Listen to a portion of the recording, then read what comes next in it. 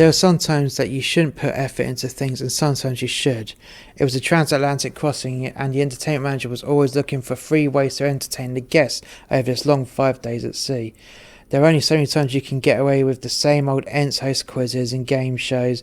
There was always going to be a crew talent show. Usually there would be a handful of Filipino crew singers from housekeeping or the laundry, but this cruise there just wasn't enough acts. The entertainment manager called a team meeting to discuss this issue.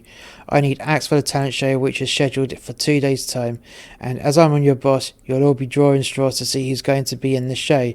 If you get one of the 4 short straws, you'll be doing something. The straws were put into the boss's hand and we all began to draw straws. I was first to pull the straw. Fuck me, it had to be me, didn't it?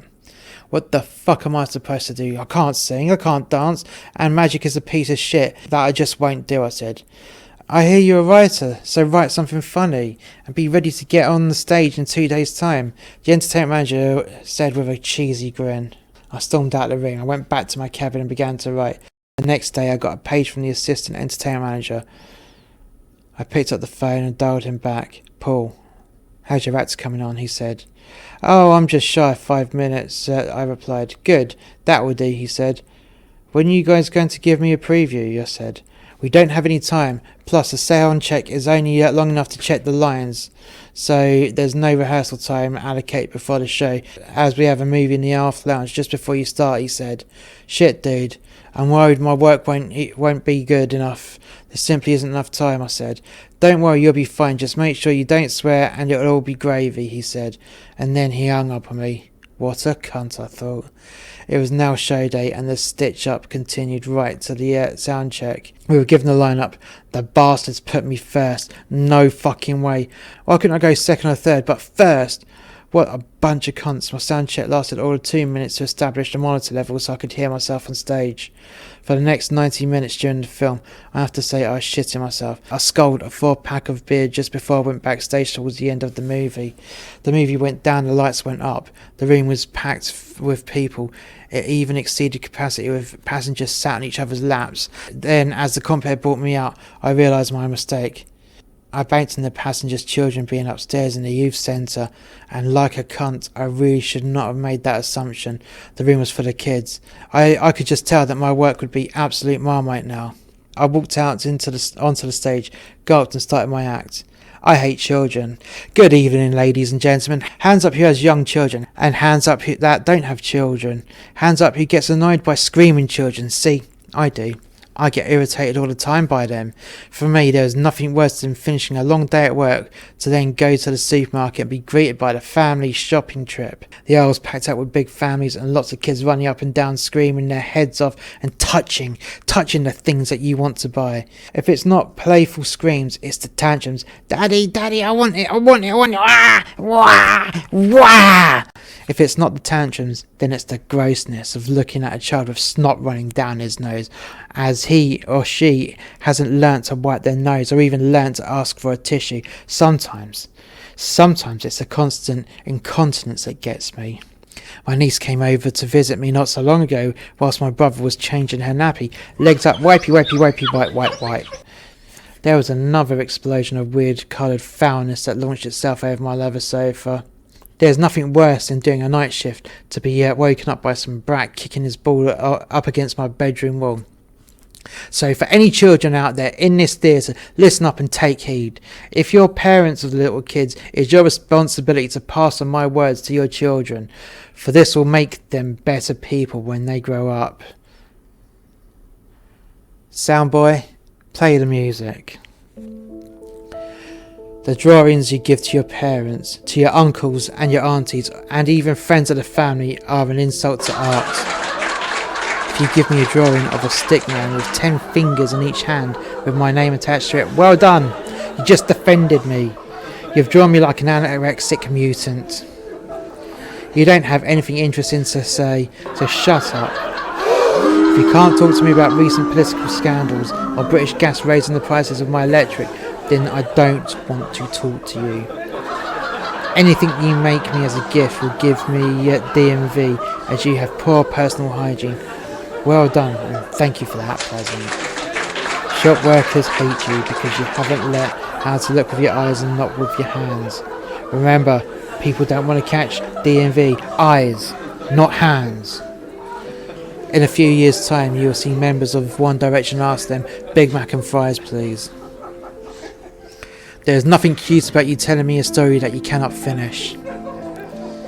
If your teacher asks the class a question and your hand is up for more than 5 minutes, that means your teacher knows that you're thick. If your hand is up for more than 10 minutes, your teacher knows that you want to go to the toilet and she wants you to wet yourself, so you learn the valuable lesson of going to the toilet on the break time. The only reason a waiter in a restaurant will give you pencils and paper is so your parents will give them a tip. Do you remember when you got chickenpox or measles or even the mumps? That's because your parents infected you with the scabby child down the road. You know that child. He's the one that hasn't heard of a bath. There's no such thing as Santa Claus, just Wonga, Barclays and other major credit lenders. Due to global warming, Yogi Bear couldn't find any food, so one cold winter's day he ate boo-boo. When you're on a school trip running around all excited and boisterous, just think that you're going to ruin some poor guy's day. You're only created because your parents are drunk and forgot to use contraception. Your pranks are pathetic and lack imagination. It's not funny or imaginative to hide my shoes or attempt to put a bucket of water over a door. If you're going to do a prank worthwhile, you should put someone's car on top of a shopping container with a forklift. Yeah, you can't do that, so I fucking win. All you're singing is tone deaf and lacks focus. When you fall over, you only cry when you know someone's looking. I've seen this many times. All you want for your birthday is toys, and you shun the clothes you bought. Nice one. Let's see how warm your toys keep you when it's snowing.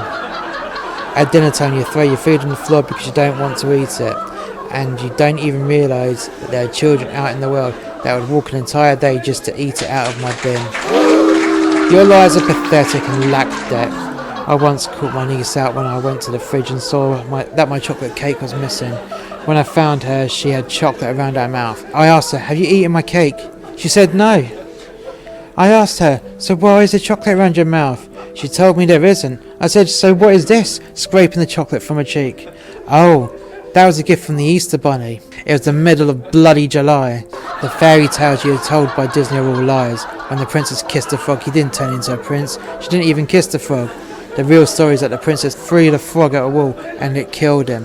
The frog's body turned into a dead prince. Now that is the correct version from the Brothers Grimm. Yeah, you didn't know that? Well, now you do. No one wants to sit next to you on a long-haul flight. That's because they know you're going to seek attention from them in any way possible. Crying, screaming, throwing up, and many other ways you would ruin their holiday. Iggle Piggle, Tinky Winky and Mr. Tumble are all demoralised, grumpy old men like me that resents being around you. So to sum up, children make me want to live to ripe old age. I aspire to be that mean old git that puts a knife through your football because it landed in my garden. I aspire to be the old man that confiscates your tennis ball in the street because it goes near my car when you're throwing it. I aspire to be the old man that demands that you give me your seat on the bus, even though I know I can stand. I aspire to be the grandparent that would rather spend my hard-earned retirement fund on me rather than buying you a toy. I aspire to be people like you out there. You sat in front of me. I aspire to be a cruise ship passenger. Thank you, everybody. Good night.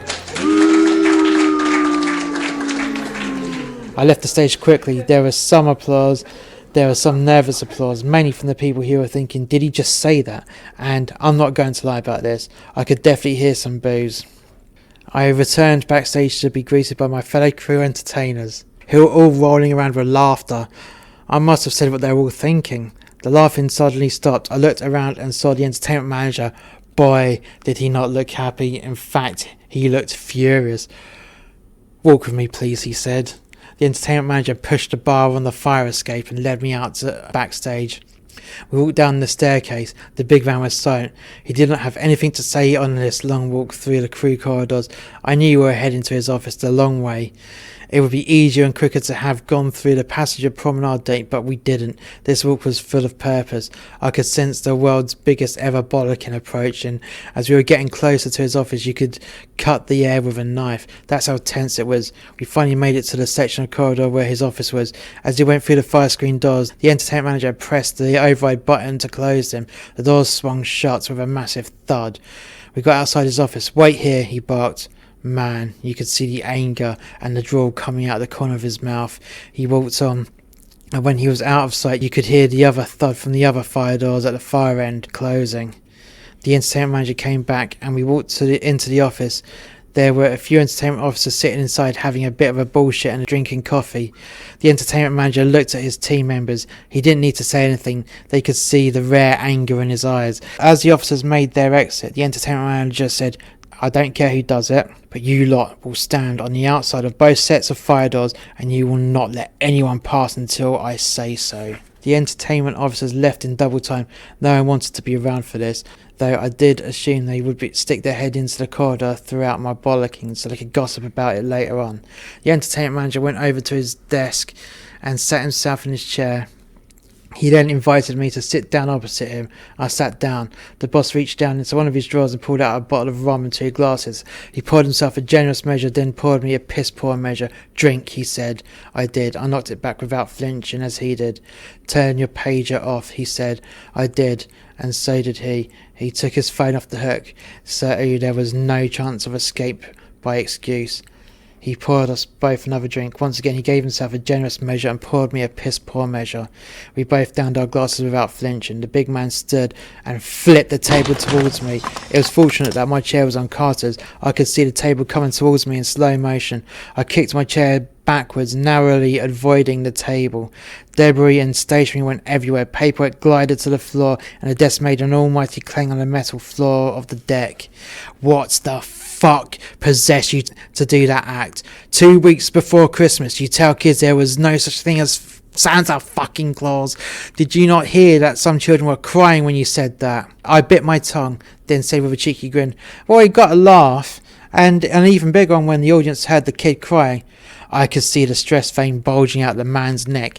It was pulsating rapidly. "That's no excuse! You have just made life difficult for those parents, and they'll make my life difficult, which means I'm going to make your fucking life difficult." He paused. I didn't say anything, and then he carried on. "Yogi Bear eating boo-boo, Disney lying, parents deliberately infecting their kids. Holy fuck, how the hell am I going to explain this to Shoreside? How? This is a transatlantic cruise, and the entertainment scores are so crucial.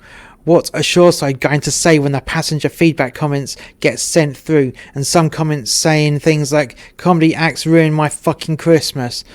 The entertainment manager paced up and down and kicked his desk each time as he passed it. "In over 40 fucking years of being at sea, I've never been so sickened and disgusted with someone as I am with you right now at this fucking moment." He paused. "So what the fuck do you have to say for yourself?" "I guess it was lucky I didn't do my impersonation of the Eiffel Tower or my quirky elephant," I said. "What?" he barked.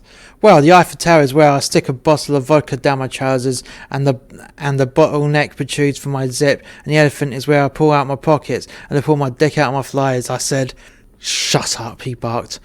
"Don't try to be funny, you shit. What possessed you to say what you did, knowing that there are quite a few kids about on this cruise? To be fair, come on. I made a bit of a miscalculation," I said.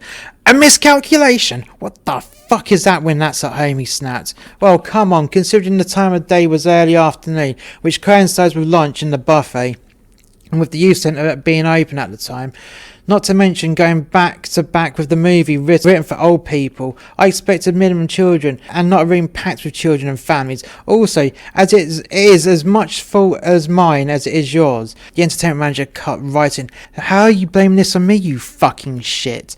I could see the blood fizzing out the man's eyes at this point. "Way to go, Paul. If you didn't get this next explanation right, you got fucked.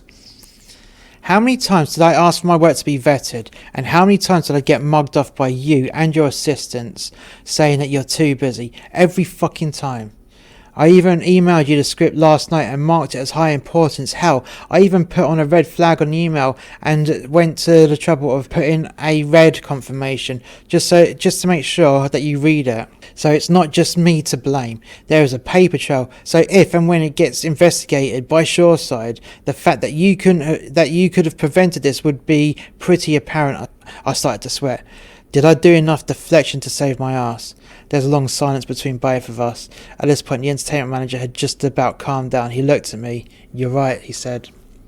"They'll come after me as well for not checking what was going on to my stage." Okay. We would just have to try and bury this. If we don't put the cruise show on the CSQ and don't repeat the talent show on the TV, we might just get away with this. He paused. "As for you, for the rest of this cruise, you do not show your face around passenger areas. No shortcuts through the promenade deck, no eating in the buffet, no smoking on deck 7, no restaurant bookings, and definitely no access to the passenger bars. If there's a queue to get on and off the ship, you've got to hang back till the queue dies down. You are to stay invisible.